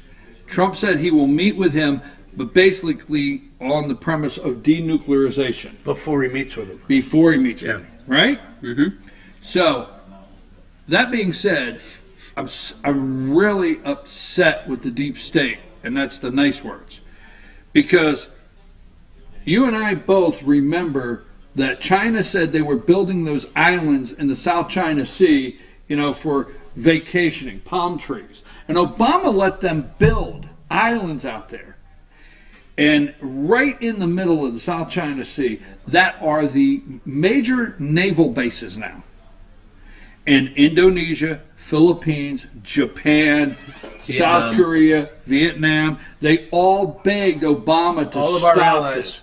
Our allies begged Obama, hey, you guys, he's not putting, you know, he's not building false islands to put palm trees so they can vacation. He wants to, you know, put one of the biggest naval fleets in the Pacific out here. Well, you project your power, too, and you Right? get a buffer from the mainland. you know. But this all happened in Obama's administration. Yeah. Okay, this is part of my synopsis. This all happened. Well, it started with George, W. Bush. Too. Right, but I mean, what I'm saying is he allowed this to happen over 8 years. Yeah. Well, all of them have. I called North Korea more than 24, but I call it the 24 years of failed policy. Clinton with Albright, Bush, and Obama. So everything that happened in that South Asian peninsula there He's got 24 years of failed policy, period.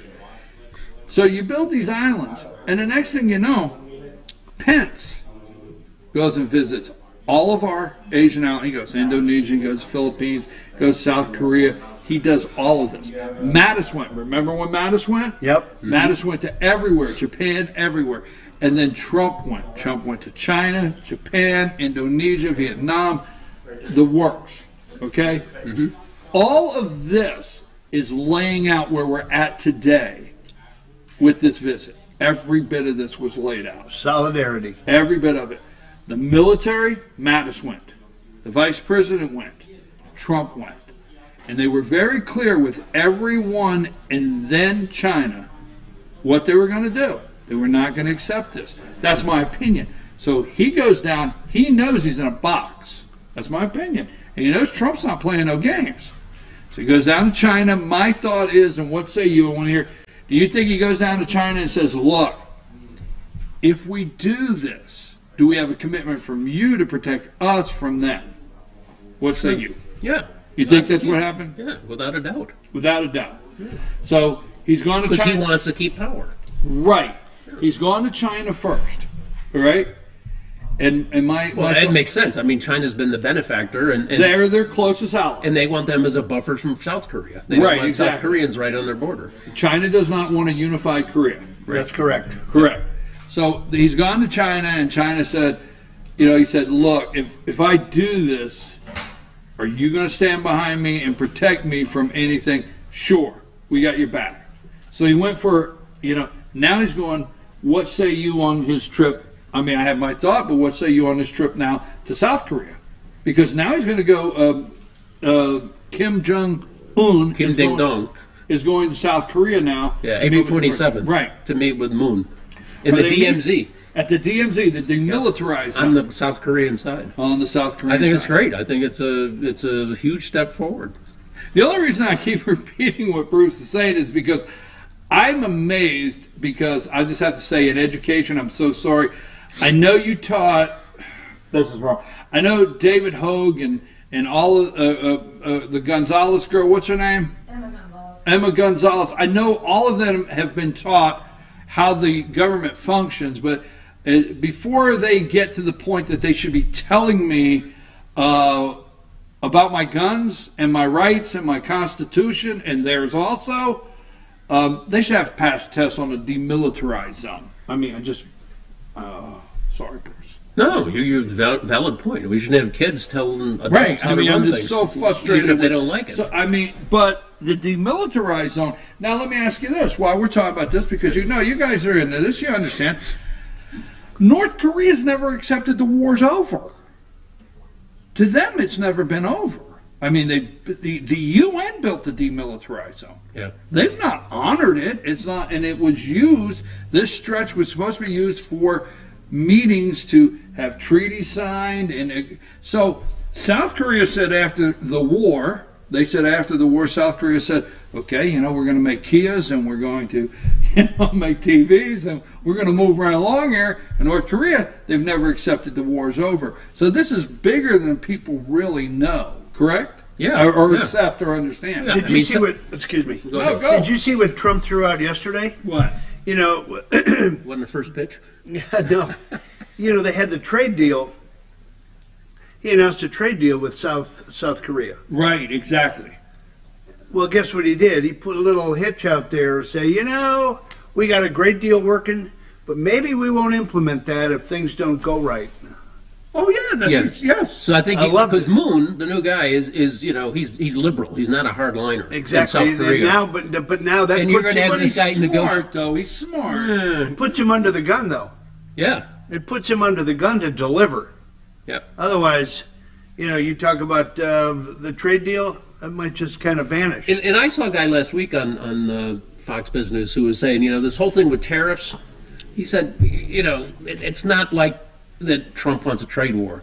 He did this specifically to get China to put pressure on North Korea. It's all that was the end game. It was all pinpointed. It was all, and you can believe that or not, but I mean, I do. That's got some merit. I understand, because as soon as he said tariff, I started watching the internet blow up with which country was making the loudest noise. And guess who it is? Okay, Yeah. it was several, but the EU was, our Levi's are going to go up another $7. Yeah, but everybody got a reprieve except for one. Right, but, I'm just telling you, you watched to see who was yelling the loudest on the tariffs. He knew what he was doing. Yeah. He knows what he's doing. And going back to what we talked about last week, are people ready to accept the pain? Really. Let's stay in South Korea just a minute. Well, I will, but I want to go back. That's the deal with China. Everyone said, "Oh, China, intellectual property. They do this. They put in tariffs. They make it miserable." At what point? How do you make that go away? And some people said, "No, not tariffs. Do quotas." Well, I think he's really just kind of putting the ball in play and say, "Listen, we know you're screwing around, and we're going to make it hard for you. And oh, by the way, North Korea and a few other things, and we might sit down and talk." I don't stay on North Korea, but I want to talk to tariffs a minute. So he's going to go to South Korea, and what is he going to demand from South Korea on the 27th? I think he's going to demand that demilitarization. Yes, demilitarization. That we pull our troops out of South Korea, and that we no longer have joint exercise, military exercise with South Korea. What's going to happen there? It's going to be a flat no, correct? Yeah, Trump should have a joint exercise the day they meet. Right. So then what happens? What do you think happens? I don't know. Like any negotiation, people huff and puff, and they go back to their room and. I think for all it's worth, Rocket Man, I think he wants to be accepted on the world stage. He does. He wants to look good for his family and for his I think he wants to be accepted on the world stage. I think, and this is my hope for all of America, I think Trump, surrounded by a couple of the right people, is going to do one of the greatest things for this country in world peace right there. But now, or peace, not world peace, because we have other options. Regional peace. Regional peace right there. I think he will. I think, because it's North Korea, right, that was selling stuff to Iran. Oh, North Korea will sell to anybody who'll buy their stuff. Yeah. So it's a trust but verify thing. I mean, it's going to be a long period, I think, before any U.S. administration should trust what North Korea is saying they're going to do. You want me to give you my silly tariff example? Yes. Okay, here's my silly tariff example. All right. Now, we have a program called Stuff the Bus. All right. So when we go over, we put a bus out, and there's a big program, and banner says "Stuff the Bus," and there are school supplies. And what you do is you go and you buy school supplies, and you put them on the bus, and then they give it to the kids that can't afford to get school supplies. Okay? In all the counties up here, or is that just Fannin? No, I know Gilmer does that. I don't Fannin know if does it. Do they do the Stuff the Bus? I wasn't for sure. But, so anyhow, one year I go over, and Lisa and I, hey, we need to grab a sheet and go over and participate. Okay, so, all right. So I go in the store. This is my silly tariff example. I have 2 crayon options. I have the 89-cent Chinese crayons, right? Mm-hmm. I have the 89 cents. I don't know if it's 24. I don't know how many colors. I don't know if they took brown out because kids can't. I don't know what colors now a kid can color with. Probably just pale. Okay? It's only get 1 crayon, all right? That's all you're allowed anymore. So anyhow, it's not the 8 in a box. It's 24 or whatever. Mm-hmm. The Chinese crayon is 89 cents. Okay? Mm-hmm. Just off the top of my head, Crayola. The name in crayons. Crayola, which is in Easton, Pennsylvania. Been to the factory. Have the hat. Crayola, it's a great factory to tour. If you ever get a chance to take your kids and show them how to make... You get free crayons? So Crayola, stay with this. This is my silly tariff story, Bruce, not yours. Crayola is $1.19. I know, I got that. That's simple. 89, 90 cents, $1.19. American product. Is that an example of, I don't think, so what do we buy? Buy the 89-cent crayon that's imported from China. I mean, is that what we're talking about? I don't think Americans are ready for the pain it's going to take. What say you?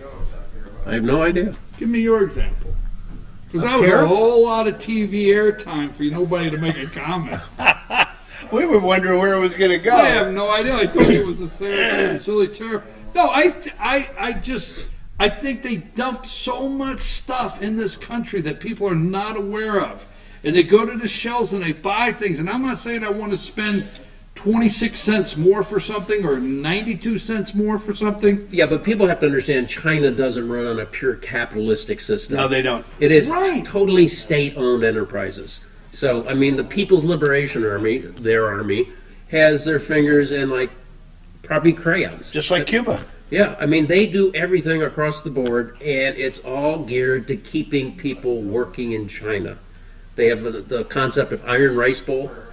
Iron Rice Bowl means the citizen's bowl of rice is always there. It's hard. It's not, falling apart. So they want to keep people working, and if people are working, they're too busy to agitate politically. It's all tied to their way of governing.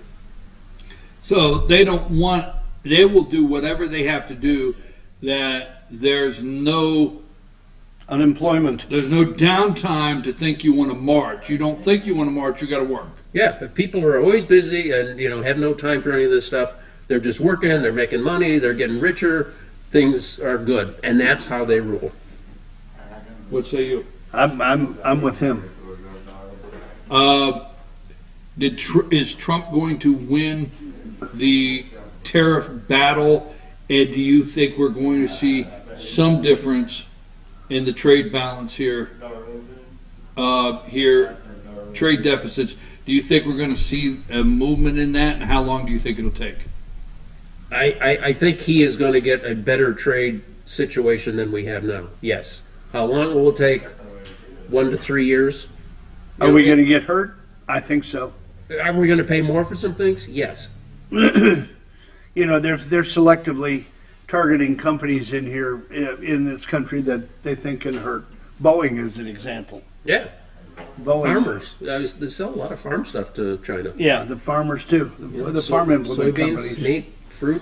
So they try to pick out a couple things. They're going to put pressure, where it counts. But, conversely, I mean, you can pick across the board of Chinese imports coming in to try and get them to get those prices up so that their crayons cost, $1.19 a ton. They're trying to put pressure on the U.S. companies to try to neuter Trump, so that the U.S. companies put pressure on Trump, right, to lay down some of the barriers. But remember, China is very smart in terms of, and again, I mean, they can do it with state-owned enterprises, and the dollars don't mean anything. They're going to have companies all across the world. They're going to start getting crayons from Africa. I mean, we talked about this before. Yeah. They're all over Africa. They're so entrenched. So they're going to come in through these countries, Sierra Leone or Senegal or something like that. There's going to be crayons coming from there, but it's going to be a Chinese factory. That's one thing that we've discussed with the steel. The rolled steel is there's countries that, because we have, and I don't want to get in the woods with this, but there's countries that we only import X amount of steel, and we do already have numbers that's all you can bring in. And when the big countries max out, they send it through another country that doesn't even produce steel. Yep. Right? And a lot of these countries, are like United Nations. Oh, we got to help poor Sierra Leone. We got to help poor Senegal. All right, Sierra Leone. We know you have no steel. We know you don't. You don't have any factories, but you do have that. 4% that's allowed to ship out. So we send it to you, or we put your tag on it. That's how it works. And American companies won't do, global work like this because they have a profit motive. So, the Chinese are going in there, they're building roads, they're building schools, they're building factories, and they're doing all that just to extend their network. Two things before we go. We don't have a pet of the week with us, but we have something for clothes. We have a slideshow. We have it. Okay, the Blue Ridge Humane Society, we're going to close our Good Friday program with a great slideshow. We want you to stay with us. So we got a couple more minutes here. All right, now Trump goes out to Ohio yesterday, and he does an outstanding job discussing infrastructure and building. He just does an outstanding. But Trump is Trump. If it's 20, he might say it's 23.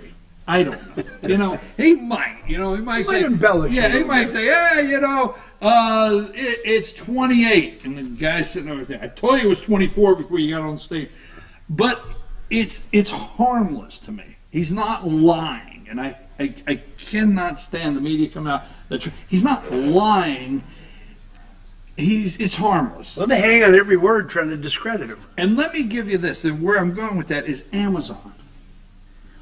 Trump says he don't pay taxes and killing, and you're thinking, Don, who told you to run with all that, right? Yeah. But I understand where he's going with it. You know, I understand, right, wrong, whether you agree or disagree.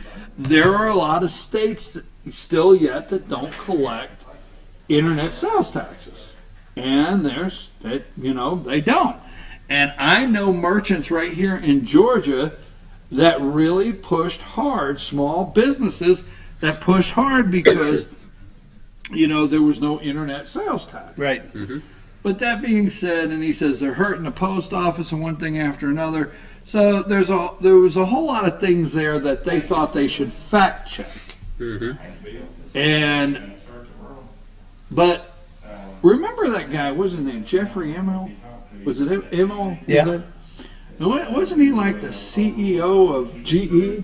Yeah, Jeff Immel. And wasn't he also on the President Obama's business advisory council? Yes, he was. And wasn't it also proven, I'm use the word proven, that GE did not pay taxes? Sir. Yeah. Interesting. But there was nowhere near the excitement on CNN or MSNBC when all those facts came out, right?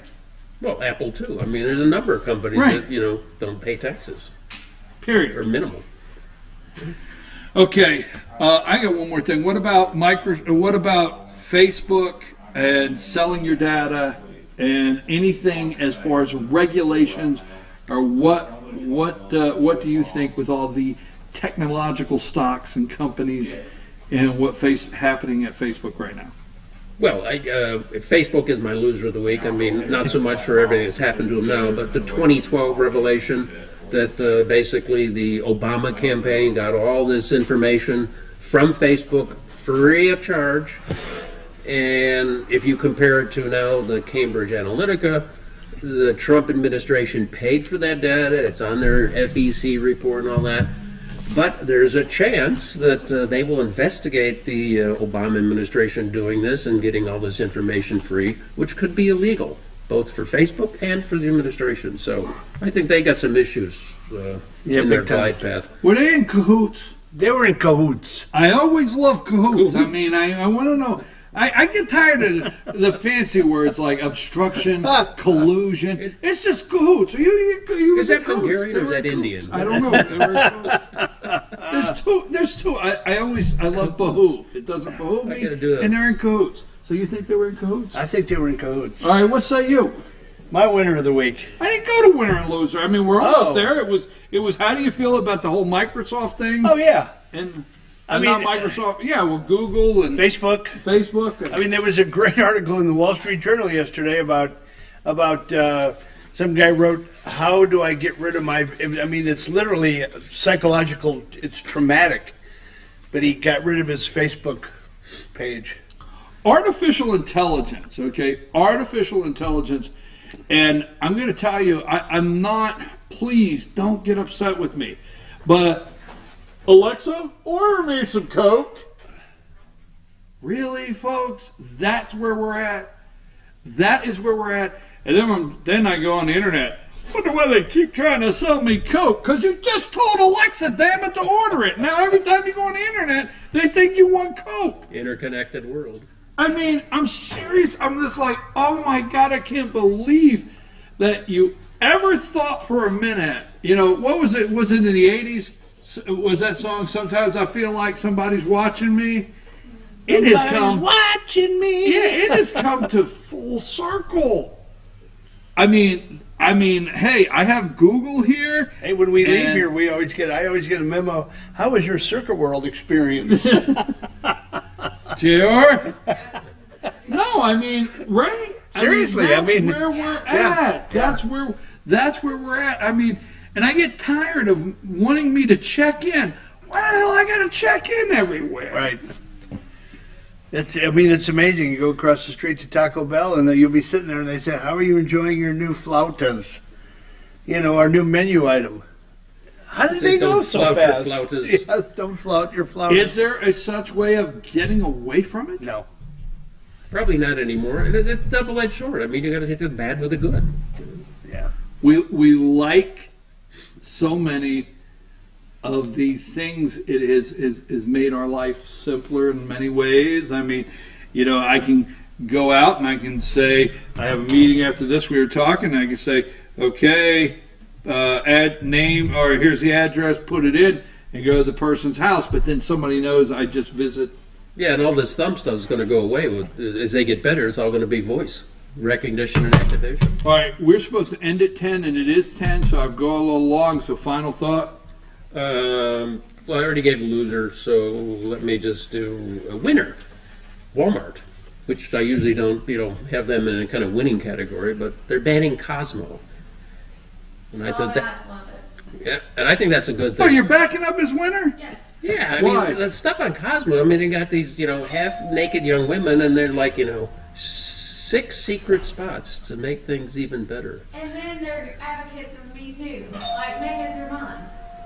Well, all I'm thinking is I read it in the line at the grocery store. So you mean that's all I picked up? That's all I picked up is there's no Cosmo in the grocery store. they're Walmart's drifting left and left, but I mean, I think that's a good thing. So they're my winner. All right, no Cosmo for you.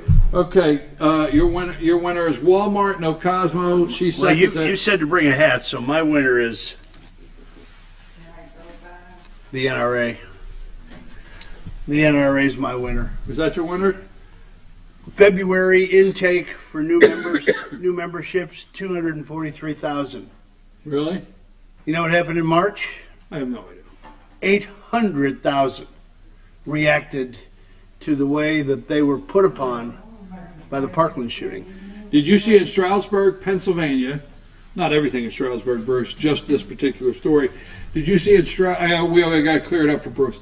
Did you see at Stroudsburg, Pennsylvania, where the rifle team, the gun rifle team or whatever it's called, had a donation from the NRA, and they would not let them accept it? Mm-hmm. The school would not let them accept it, but guess what? Private funds.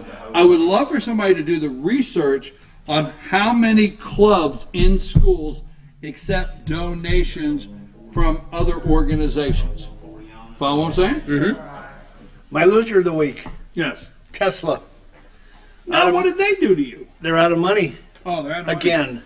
The bondholders are in jeopardy. Call me a loser. The 2025 bondholders are in jeopardy. The only cash they've got left is to pay off the leaseholder deposits. People put money down on the new Model 3. Yeah. Can I throw one more thing in? Yeah, go ahead. I mean, we are internet. It's not like the networks are clamoring to get to the Rosie O'Donnell show or nothing. But you brought up the NRA and the gun thing. This is not The View. If you've tuned in right now, thinking you're watching The View, this is not it. Go, Bruce. If Walmart and Dick's, cannot sell guns anymore because of their beliefs, how is it that Christian bakers and florists, can get dragged to court for following their beliefs? Interesting. Yeah. Interesting. Cubs are undefeated, by the way. Cubs are undefeated. Way to go. And the Yankees' big new they're star. undefeated as well. 2 homers. What's his name? Giancarlo Stanton. I am going to have to rely on you all season. 2 dingers. First pitch yesterday at the Cub game. Ian Happ. Yeah, Ian Happ. First pitch. Yeah, the bat was loaded. I can. All right, anyhow, the audience knows what dingers are, right? We just want to be sure. Let me close with my final thought because we still have the Humane Society of Blue Ridge. Don't leave. We're not going to leave until we do that. This is my final thought. Let me just say this to you. law enforcement does not investigate law enforcement. This is true. So I'm going to bring it home for Georgia.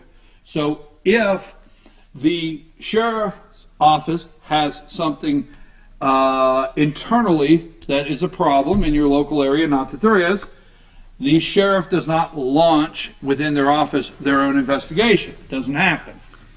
They bring in outside. Okay? Bring in outside.